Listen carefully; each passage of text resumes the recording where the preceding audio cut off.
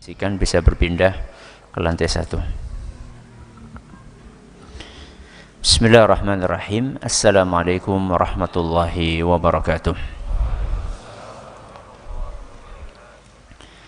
Alhamdulillahi rabbil alamin.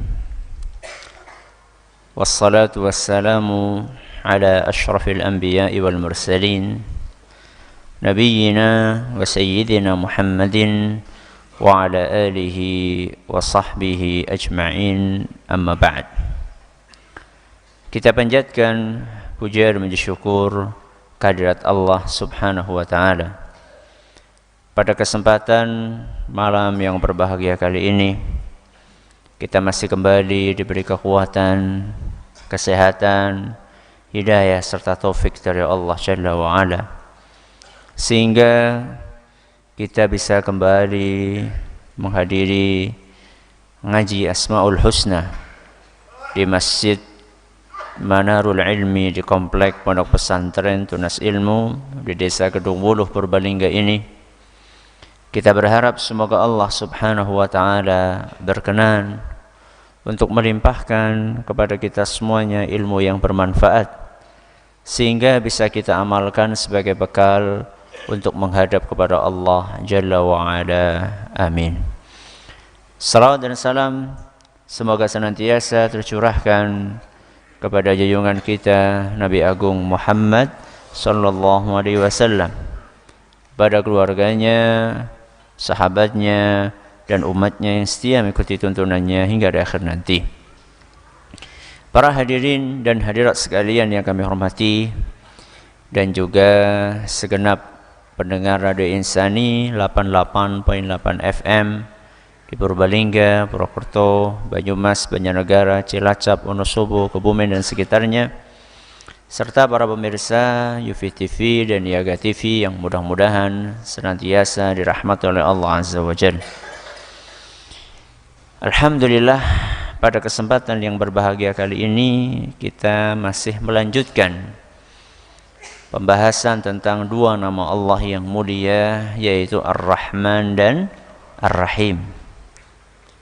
Pada beberapa pertemuan yang sebelumnya kita sudah membahas bagaimana kita bisa merasakan kasih sayang Allah Azza wa Jalla. Kali ini kita akan memasuki pembahasan baru, masih tentang Ar-Rahman dan Ar-Rahim. Dan pembahasan ini akan selalu kita temukan insya Allah saat kita membahas nama-nama Allah yang lainnya, yaitu buah manis meyakini nama Ar-Rahman dan Ar-Rahim. Bagian yang pertama apa? Buah manis meyakini nama Ar-Rahman dan Ar-Rahim, bagian yang pertama. Di hadapan kami ada 5 poin, dan nampaknya tidak akan selesai dibahas pada malam hari ini, makanya saya bagi 2, bagian yang pertama dan bagian yang kedua insyaallah.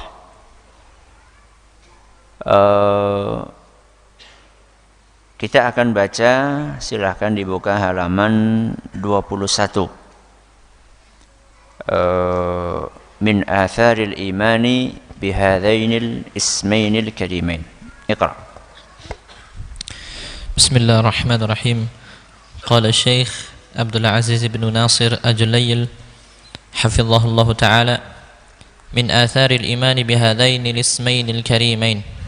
Awalan, محبة الله عز وجل المحبة العظيمة، وذلك حينما يفكر العبد وينظر في آثار رحمة الله عز وجل في الآفاق وفي النفس التي لا تعد ولا تحصى. نعم. من آثار الإيمان بهذين الاسمين الكريمين. Buah manis keimanan terhadap dua nama Allah ini, yaitu Ar-Rahman dan Ar-Rahim. Jadi pembahasan tentang Asmaul Husna itu tidak cukup hanya sekedar mengkaji makna dan kandungan yang ada dalam nama-nama tersebut. Namun kita harus mendapatkan sesuatu yang bisa kita aplikasikan dalam kehidupan keseharian. Sehingga ngaji Asmaul Husna itu bukan hanya sekedar menambah pengetahuan, bukan sekedar memperbanyak teori, namun ada prakteknya dalam kehidupan keseharian. Sehingga orang yang ngaji Asmaul Husna itu harapannya setelah ngaji ada perbaikan. Ada perbaikan dalam perilaku, ada perbaikan dalam tutur kata, ada perbaikan dalam akidah, ada perbaikan dalam cara dia berinteraksi dengan suaminya seandainya dia seorang istri, cara berinteraksi dengan istri seandainya dia seorang suami, cara berinteraksi kepada anak-anaknya seandainya dia adalah orang tua, cara berinteraksi kepada orang tua seandainya dia adalah anak. Orang yang ngaji Asmaul Husna itu harus ada perubahan, dan perubahan disinilah perubahan menuju sesuatu yang lebih baik. Sehingga enggak cukup kita hanya sekedar menghafal, memahami, tidak cukup. Setelah kita memahami, maka PR berikutnya adalah mengaplikasikan. Inilah yang selalu ada insya Allah dalam kajian kita tentang Asmaul Husna. Setelah kita tahu Ar-Rahman artinya seperti ini, Ar-Rahim artinya seperti ini, terus apa aplikasinya? Apa yang mesti kita rubah dalam diri kita? Apa yang mesti kita perbaiki dalam diri kita? Apa yang harus kita tingkatkan dalam diri kita? Inilah 5 poin yang akan kita pelajari dengan izin Allah Subhanahu wa ta'ala. Poin yang pertama adalah memaksimalkan cinta kepada Allah. Apa yang pertama? Memaksimalkan cinta kepada Allah. Di sini penulis mengatakan awalan mahabbatullahil mahabbatal azimah. Setelah kita memahami nama Ar-Rahman, Ar-Rahim dan kandungan yang ada dalam kedua nama yang mulia ini, maka seharusnya kita menumbuhkan kecintaan yang besar kepada Allah. Bagaimana itu bisa muncul? Hinama yufakkirul abdu wa yanzuru fi athari rahmatillahi azza wa jalla fil afaqi wa fil nafs.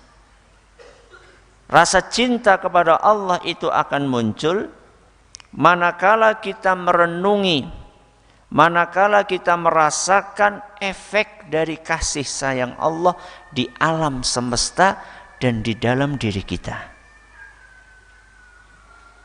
Jadi kalau kita merasa kok ya saya cintanya kepada Allah biasa-biasa saja, kok cinta saya kepada Allah kurang tebal, kok cinta saya kepada Allah baru slogan di mana? Di mulut. Maka cobalah kita rasakan kasih sayang Allah kepada kita. Ketika kita merasakan kasih sayang Allah kepada kita, maka saat itu otomatis cinta kita kepada Allah akan meningkat. Bagaimana setiap hari Allah memberi kita apa yang kita butuhkan. Bahkan kadang-kadang tanpa kita minta pun Allah beri. Saya pernah dicurhati sama seseorang yang mengeluh karena sakit sudah menaun, dan beliau menyampaikan bahwa beliau sudah berdoa agar disembuhkan oleh Allah, dan ternyata sampai detik beliau menghubungi kami belum disembuhkan sama Allah. Lalu beliau seakan-akan mengatakan, kenapa kok Allah tidak kabulkan permintaan saya? Apakah Allah tidak sayang lagi kepada saya? Kira-kira demikian isi dari SMS yang beliau kirimkan ke saya. Maka saat itu saya sampaikan kepada beliau, antara doa yang sudah dikabulkan oleh Allah dengan doa yang belum dikabulkan oleh Allah, lebih banyak mana? Antara doa jenengan kepada Allah yang sudah dikabulkan sama yang belum dikabulkan, lebih banyak mana? Lebih banyak yang sudah dikabulkan. Berarti dari mana muncul perasaan Allah tidak sayang kepada kita? Kemudian ketika Allah memberikan sesuatu kepada kita, Allah berikan sesuatu yang sangat kita butuhkan tanpa kita minta.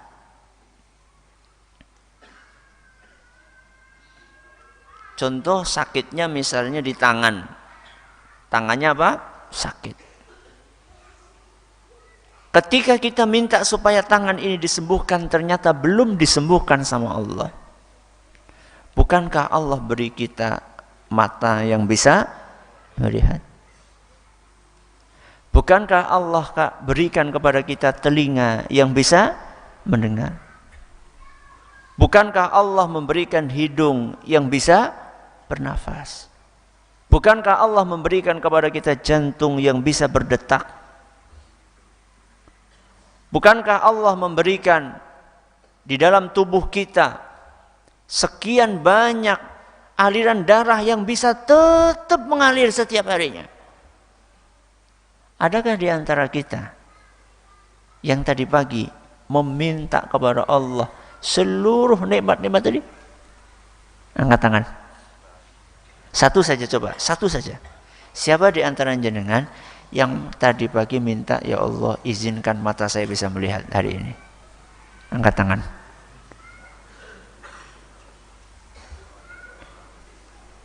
Betul-betul? Dikasih nggak sama Allah? Dikasih. Kalau ada pengemis rutin datang kepada jenengan, suatu hari dia nggak datang, jenengan kasih? Jenengan kirimkan, tolong loh kirim makan makanya sabun dina tekan ini, dina iki ora teka, mok ana halangan. Jenengan lakukan itu? Atau jenengan alhamdulillah ora teka? Seandainya Allah menyikapi kita seperti sikap kita kepada pengemis tadi, yang tidak datang minta kepada kita lalu kita tidak kasih, apakah hari ini kita bisa melihat? Apakah hari ini kita bisa mendengar? Apakah hari ini kita bisa bernafas? Jawabannya tidak. Maka ketika kita merenungi kasih sayang Allah kepada kita di dalam tubuh kita, dengan demikian kita akan terdongkrak kasih sayang kita, cinta kita kepada Allah Subhanahu wa ta'ala. Kita akan memaksimalkan cinta kita kepada Allah Subhanahu wa ta'ala. Itu baru kita melihat kasih sayang Allah di dalam tubuh kita.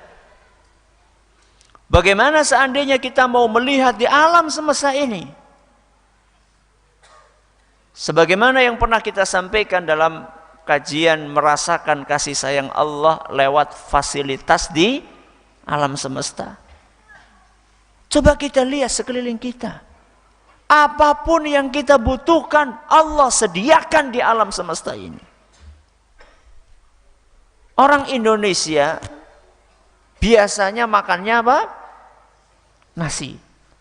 Subhanallah, Allah tumbuhkan di Indonesia ini pohon padi yang luar biasa banyaknya. Nanti beda lagi di daerah yang lainnya. Bahkan nggak usah di Indonesia, nggak usah hanya di Indonesia. Di dalam Indonesia sendiri ada sebagian masyarakat yang makanan pokoknya adalah selain nasi apa? Sagu. Daerah mana itu? Daerah timur. Nah, lebih gampang daerah timur. Tapi itu Jawa Timur. Timur, lebih timur dari Jawa Timur. Di daerah yang orangnya biasa makan sagu, maka Allah tumbuhkan apa? Pohon sagu. Itu baru masalah makanan. Ya. Belum masalah minuman. Ya. Belum masalah buah-buahan. Di mana Allah bikin buah-buahan tersebut berganti-ganti musimnya. Dan kata sebagian ahli kesehatan, buah yang paling sehat itu buah yang dimakan pada musimnya. Ya. Kalau sekarang nggak kenal musim, ge. Apel sepanjang tahun wonten, ge. Tapi kalau sepanjang tahun makan apel, sehat atau tidak? Kayaknya enggak, karena apelnya sudah ada pengawetnya, sudah ada lilinnya. Jadi panjenengan itu perlu meragukan ada apel sudah diimpor beberapa bulan yang lalu sampai di depan jenengan masih seger. Jenengan itu perlu ragu-ragu. Ya kok bisa pirang wulan seger? Ada apa? Ada apa kira-kira? Lah gue. Tapi coba kalau kita makan buah-buahan yang muncul di musim itu. Sekarang musimnya apa?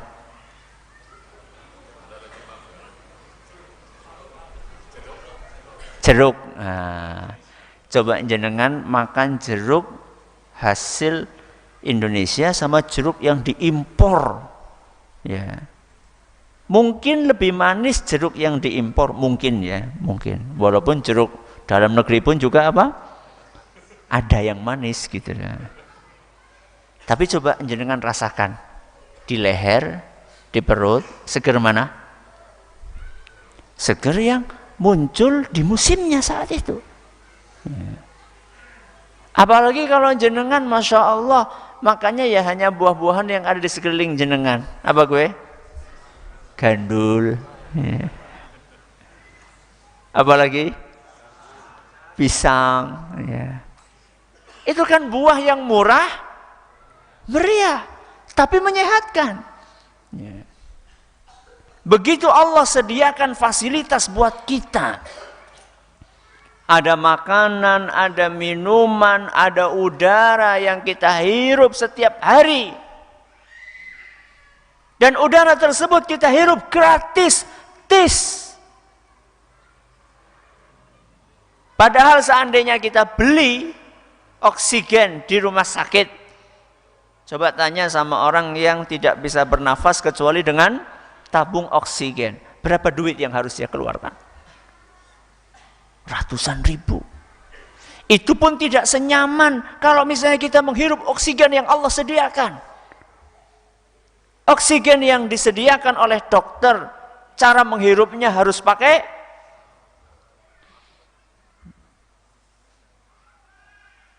jenengan pernah melihat orang yang sakit kemudian ditutupi pakai apa? Apa itu namanya ya? Kayak masker tapi terbuat dari plastik gitu.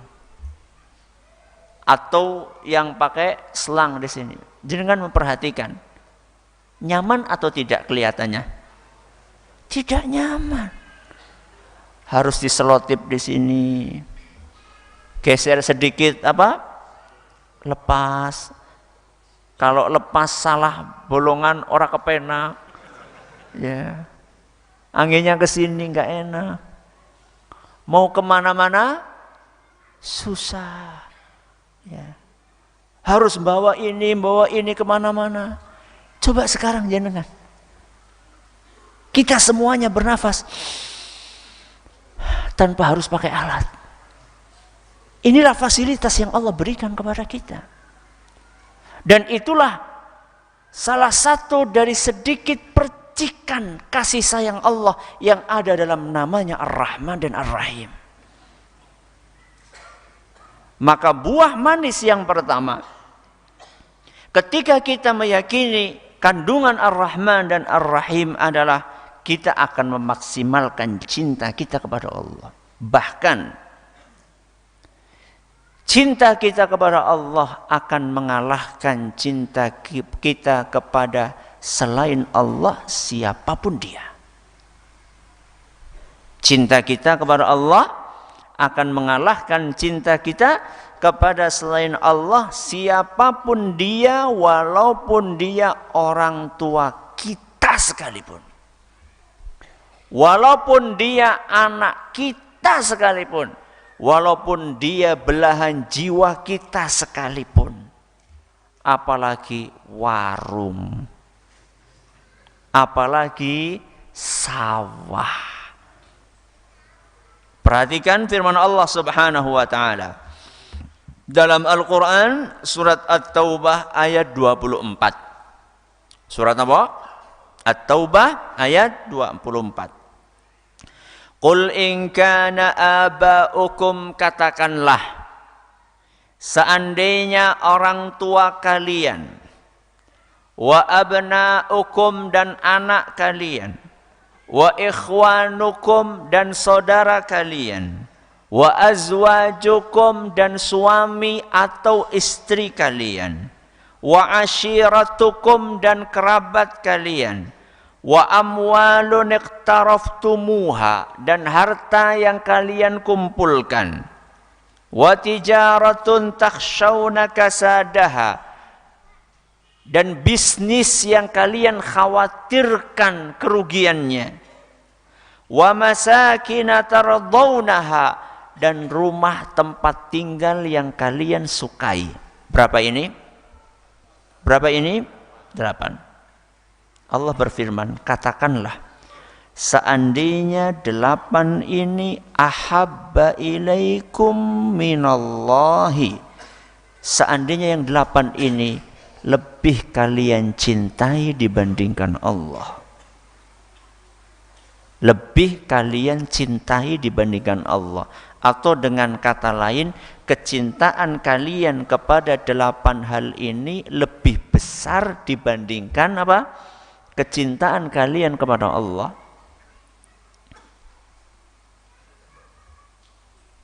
Apakah panjenengan memahami dari ayat ini bahwa kita itu enggak boleh cinta sama orang tua? Apakah panjenengan memahami dari ayat ini bahwa kita tidak boleh cinta kepada anak? Panjenengan memahami itu atau tidak? Kok diem aja? Apakah panjenengan memahami di ayat tadi kita enggak boleh cinta sama orang tua? Boleh. Terus maksudnya apa? Cinta kita kepada 8 hal ini tidak boleh melebihi cinta kita kepada Allah.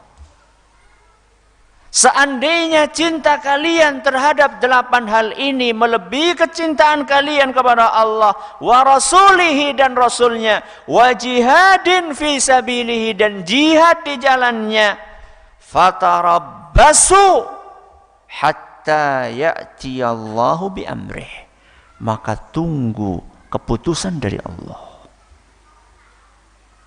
Ini ancaman atau bukan? Ancaman dari Allah. Ya.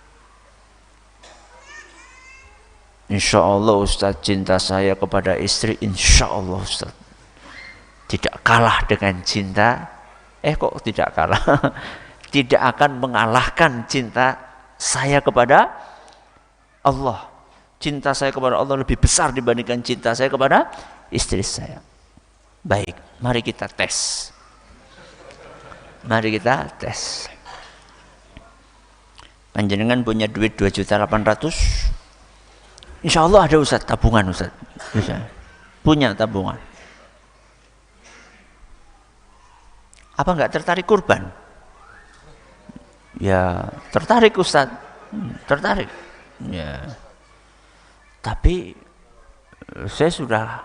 istri saya sudah lama minta kulkasnya diupdate Ustaz. Nanti kalau kulkasnya nggak diupdate, istri saya ngambek Ustaz. Gimana Ustaz ya? Ya tahun depan aja deh kurbannya. Nah, Sekarang akan terbukti. Apakah kecintaanmu kepada Allah dibandingkan kecintaanmu kepada istrimu lebih besar yang mana? Di sini akan ada ujian. Dan di situ akan ada pembuktian. Ya. Jadi kalau kita pengen tahu cinta kita kepada 8 hal ini lebih besar atau cinta kita kepada Allah lebih besar, lihat ketika ada 2 kepentingan yang bertabrakan. Wah, insya Allah kalau sawah saya cinta biasa-biasa aja, Ustaz. Ya, enggak gitu-gitu amat, Ustaz. Ya tetap lebih besar cinta saya kepada Allah. Mari kita buktikan. Ketika muadzin mengucapkan hayya 'alas shalah, itu kan panggilan dari Allah. Apa artinya? Ayo pada salat. Priwe, sawai ditinggal apa dinteni bae? Ya untung no manuk, Ustaz. Berarti kalau kita tidak tinggalkan sawah saat ada panggilan azan, berarti kecintaan kita kepada sawah masih lebih besar dibandingkan kecintaan kita kepada Allah. Ingane ora gampang ya Ustaz ya. Memang butuh pengorbanan. Tetapi ketika kita memperbesar kecintaan kita kepada Allah melebihi kecintaan kita kepada selain Allah apapun itu, maka Allah akan limpahkan rahmatnya. Allah akan berikan karunia-Nya melimpah ruah kepada kita. Sehingga enggak mungkin orang yang cinta kepada Allah itu mati kelaparan, itu enggak mungkin. Mati terlantar itu enggak mungkin. Kalau mati iya. Kita semuanya bakalan apa? Mati, tapi mati terlantar itu enggak mungkin. Ya. Karena Allah Subhanahu wa taala akan mencintai hamba-hamba yang mencintainya. Sudah. Ini yang pertama. Apa tadi buah manisnya? Memaksimalkan cinta kepada Allah. Sengaja saya menggunakan kata memaksimalkan. Jadi bukan sekedar mencintai. Kalau mencintai kan semuanya ngaku apa? Cinta. Kita maksimalkan, kita polkan ya, cinta kita kepada Allah. Baik, poin yang kedua. Thaniyan, ubudiyatur raja'i والتعلق برحمة الله تعالى وعدم اليأس منها فإن الله عز وجل قد وسعت رحمته كل شيء وهو الذي يغفر الذنوب جميعا كما أن الرجاء والنظر إلى رحمة الله الواسعة وآثارها يثمر الأمل في النفوس المكروبة وحسن كما أن الرجاء والنظر إلى رحمة الله الواسعة وآثارها نعم وآثارها يثمر الأمل في النفوس المكروبة وحسن الظن بالله تعالى وانتظار الفرج بعد الشدة ومغفرة الذنوب. Nah, yang kedua, tak pernah putus harapan. Apa? Tak pernah putus harapan dari rahmat Allah. Apa yang kedua? Tak pernah putus harapan dari rahmat Allah. Adakah orang yang putus asa dari kasih sayang Allah? Ada atau tidak? Ada. Contohnya orang yang sudah terlampau banyak melakukan dosa dan maksiat. Ya. Ada sebagian orang, saya ini sudah terlampau lama, terlampau banyak dosa yang saya kerjakan. Apa ya mungkin Allah Subhanahu wa taala mengampuni dosa saya? Akhirnya dia putus asa. Ya wis dah, kadung lah. Ya. Sisan bae. Ya. Nun sewu.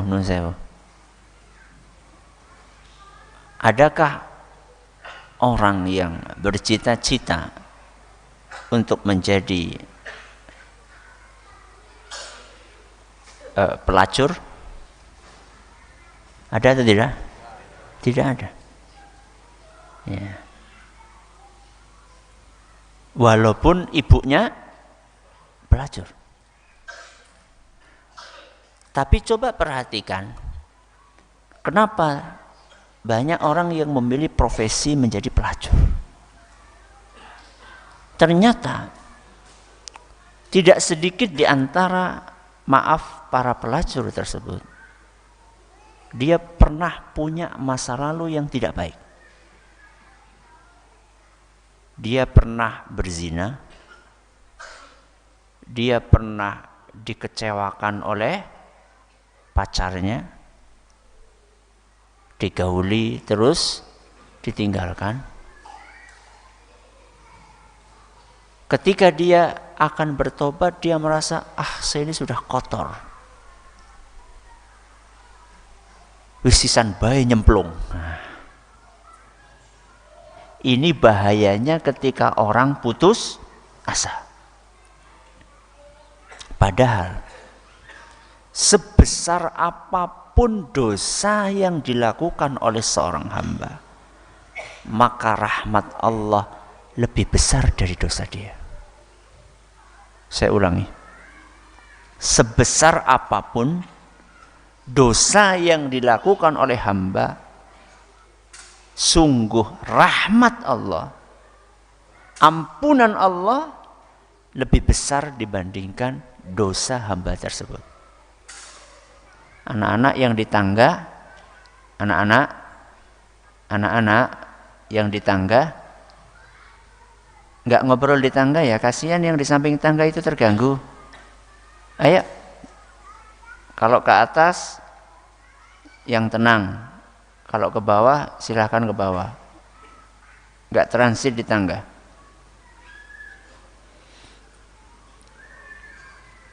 Apa buktinya? Buktinya firman Allah Subhanahu wa taala dalam sebuah hadis qudsi. Dalam sebuah hadis qudsi yang diriwayatkan oleh Imam At-Tirmidzi,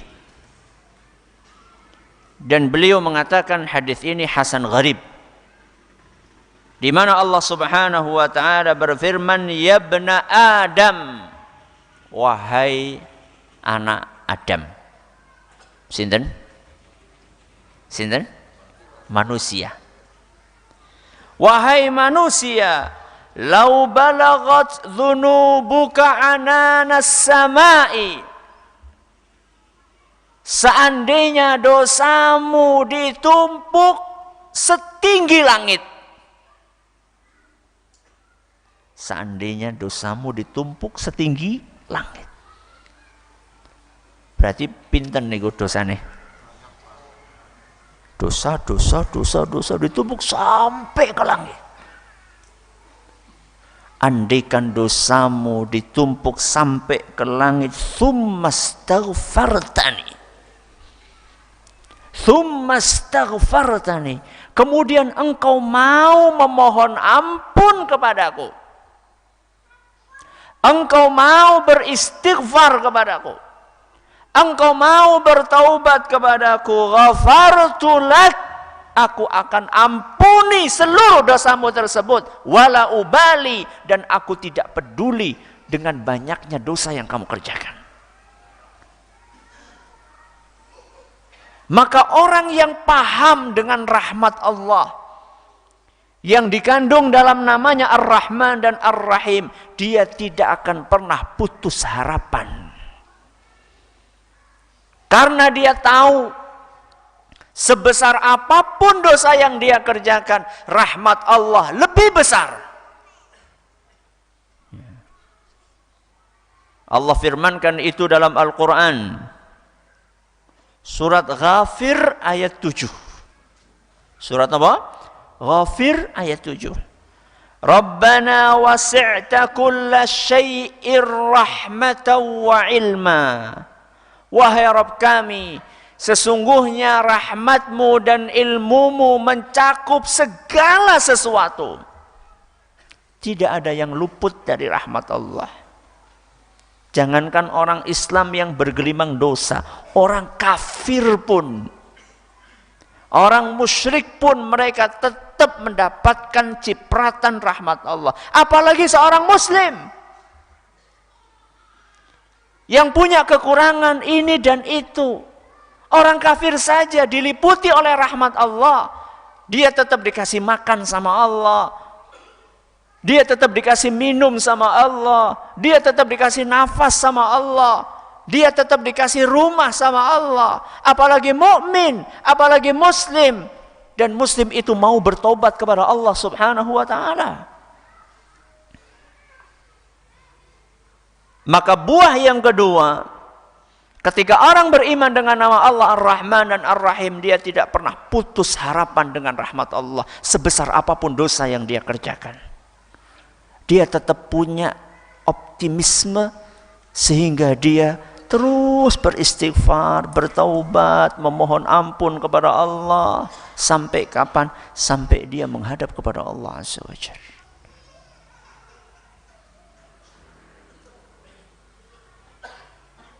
Dan harapan itu dibutuhkan bukan hanya orang yang bergelimang dosa, termasuk orang yang sedang diuji dengan ujian-ujian yang berat oleh Allah.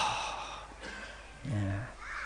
Ada yang diuji kesehatannya, ada yang diuji anaknya yang sulit diatur. Ada yang diuji orang tuanya yang sampai detik ini belum mau sholat. Ujian atau bukan itu? Ujian. Ya. Ada yang diuji oleh Allah, fitnah. Ya. Dari orang-orang yang terdekat dengan dia, dari rekan dia di kantor, dari tetangga dia. Orang yang beriman dengan nama Ar-Rahman dan Ar-Rahim, seberat apapun ujian yang Allah berikan, dia tidak akan pernah putus harapan. Kenapa? Karena dia yakin fa inna ma'al usri yusra. Apa artinya? Sesungguhnya setelah kesulitan akan ada kemudahan. Tidak mungkin sulit terus, tuh gak mungkin. Susah terus gak mungkin. Nangis terus gak mungkin. Sakit terus gak mungkin. Panjenengan yang punya keluhan kolesterol, yang punya keluhan asam urat, yang punya keluhan diabetes, gula, itu di usia keberapa jenengan menderita itu? 50-an toh. Mulai harus ngurangi ini, ngurangi jeroan, ngurangi gula, ngurangi apa maning? Melinjo. Ngurangi ini. Usia berapa? 50 toh. Berarti jenengan sudah menikmati gula itu berapa tahun? Coba wedang kopi jenengan setiap pagi dan sore itu, kalau gulanya itu di kilo, kira-kira sudah berapa kilo?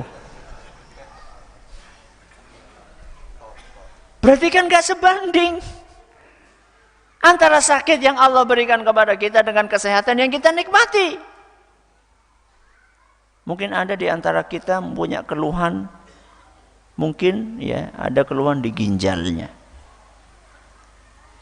Apakah karena satu keluhan di ginjal kemudian kita melupakan lever kita yang sehat? Melupakan jantung kita yang sehat? Melupakan paru-paru kita yang sehat? Melupakan usus kita yang sehat? Melupakan mata kita yang masih bisa melihat dengan jelas? Melupakan telinga kita yang bisa mendengar dengan tajam? Apakah kita lupakan itu semua? Ya. Fa inna ma'al usri yusra. Yakinlah bahwa setelah kesulitan pasti ada kemudahan. Maksudnya Ustaz, berlara mari, ya orang mesti. Gak mesti. Ya, setelah kesulitan ada kemudahan. Setelah sakit sembuh. Ya gak mesti dalam bentuk itu. Ada yang memang bentuknya itu, setelah sakit terus apa? Sembuh. Ada yang bentuknya setelah sakit tambah parah sakitnya. Tapi sabar. Tapi apa? Sabar, ridho, ikhlas. Dan itu akan meringankan apa? Akan meringankan sakit. Jadi perhatikan, orang yang sakit kemudian ikhlas, ridho, nerima, dibandingkan orang sakit sing kerjane ngerusulap matinya di sisi ndi. Ya wallahu alam, enggak tahu. Tapi lebih tersiksa yang mana? Yang kerjaannya setiap hari ngeluh. Isroli apa-apa. Ya. Dosanya juga tidak berkurang. Ya. Apalagi dapat pahala. Ya enggak, wong kerjaannya cuma ngeluh protes sama Allah. Fa inna ma'al usri yusra.